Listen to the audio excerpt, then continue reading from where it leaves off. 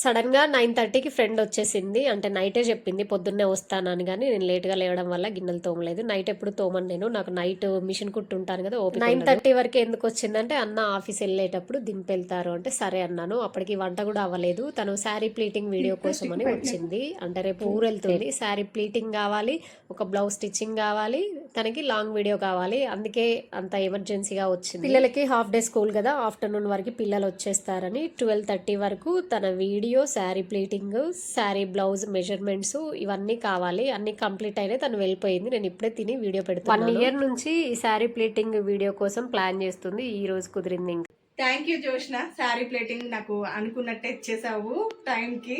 Just half an అవర్లో నా కోసం గబగబా చేసి ఇచ్చేసావు, ఇంత నీట్గా కూడా.